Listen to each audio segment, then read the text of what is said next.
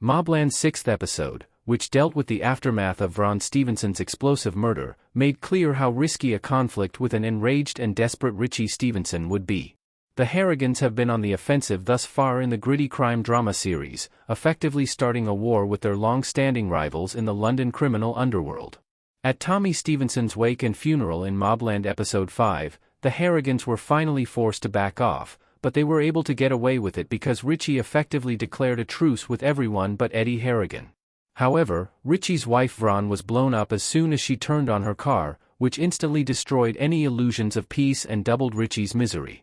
After Eddie and Maeve stupidly killed Tommy Stevenson, Kevin Harrigan and Harry de Souza spent the last 3 episodes attempting to create a lasting truce, but a vengeful Maeve cancelled their efforts with a single phone call.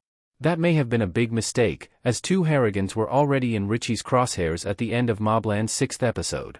In the few scenes that featured Brendan and Seraphina Harrigan in the early episodes of Mobland, Brendan attempted to convince his financially successful half-sister to join him on a surefire scheme that would allegedly be extremely profitable for both of them as well as give the Harrigans a way to launder their money. In episode 6, Brendan's plan finally came to fruition when it was disclosed that he had a contact attempting to sell some Mozambican rubies for significantly less than the going rate. Seraphina consents to meet with his contact in order to gauge the situation in an effort to win over the Harrigans as a whole. At least until a small army of gunmen attacks the warehouse where the deal is being conducted, it looks like the deal is on the rise. Both Seraphina and Brendan are surrounded by assailants after they have massacred everyone, including Seraphina's own team of skilled security guards. Although neither Brendan's nor Seraphina's final fates are disclosed, it seems reasonable to presume that the gunmen were captured. It doesn't seem likely that their deaths would occur off-screen or so fast, particularly if Richie was responsible for the assault. Maeve sees an opportunity and practically tells Conrad about it once the Harrigans understand that Brendan and Seraphina are far from the relative safety of the manor at the Cotswolds. She informs her cherished grandson, and occasionally henchman, Eddie of her next course of action after characterizing Brendan and Seraphina as weak links that she wouldn't mind losing. With Eddie present, she calls Richie Stevenson directly and gives him the address of Seraphina and Brendan in Antwerp, with the stipulation that he is not allowed to hurt Brendan, but is free to do as he pleases with Seraphina. Since the cartels have active cells all over the world and could reach the errant Harrigans more quickly than he could, Richie calls the Mexicans right away, effectively outsourcing the hit and kidnapping of Brendan and Seraphina to them. Earlier in the episode, it is mentioned that Jamie Lopez, who allegedly supplies Richie with half the fentanyl in the world and despises Conrad Harrigan for an offense committed against his now-deceased father 30 years ago. In reference to the well-known chess strategy, Maeve refers to her call as a calculated risk and even calls it her queen's gambit. It was believed that Maeve called Richie's wife to kill her for the offense she committed. Based on the sequence of events in episode 5, Vron insults Maeve, Maeve calls Paul, and Vron is blown up. Conrad asserts, however, that he and not Maeve ultimately decided to kill Vron when the Harrigans are debating it after they have gathered at the manor. He refers to the action as Plan B and describes how he had Paul plant the bomb a week earlier while Vron was shopping. But when he says he called for Vron's death, Maeve appears utterly taken aback. Furthermore, Paul subtly denied the information he gives the family regarding the time and method by which he had Paul set up the bomb, suggesting that Conrad may have had a passing awareness of it but was not directly involved in its preparation or execution.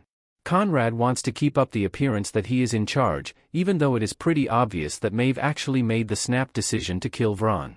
Despite being the firstborn son of Maeve and Conrad, Brendan is viewed negatively by the Harrigans because of his history of bad business dealings that have cost them millions of dollars over the years. In addition, he appears to be less intelligent and a coward, which is undoubtedly why Maeve calls him the family's weakest member. Brendan viewed the Ruby deal as a means of restoring the family's favor and giving them quick cash at a time when they might soon need it. Seraphina, who is only half Harrigan, accompanied Brendan for the same reason, to establish her value within the company. Even though her father still loves her, Maeve despises Seraphina, which makes sense considering that she is a living, breathing reminder of Conrad's repeated adultery. Even if closing the Ruby deal wouldn't win Maeve over, it would demonstrate her worth as a family member, allowing everyone except her father to respect her cunning and intelligence. Every move that Maeve has made in Mobland, from ordering Tommy Stevenson's death to giving the location of her son and Seraphina to their deadly and angry archrival, has clearly been working towards a greater goal.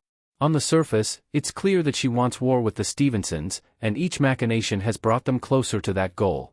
While it seems like it would be bad for business, Maeve is more concerned with the Harrigans being feared and respected than financially profitable, a true old-world gangster mentality. However, her encouragement of the murder of Archie, and possibly the anonymous phone call about where his body could be found, wouldn't do anything to start a war with the Stevensons. What it would do, though, is put Conrad in the crosshairs of the feds and the police, along with destabilizing him personally, having killed his best friend himself. It now seems clear that Maeve's ultimate plan in Mobland is to actually depose Conrad as the head of the Harrigan crime enterprise, perhaps as a long-gestating punishment for his disrespect of her over their marriage.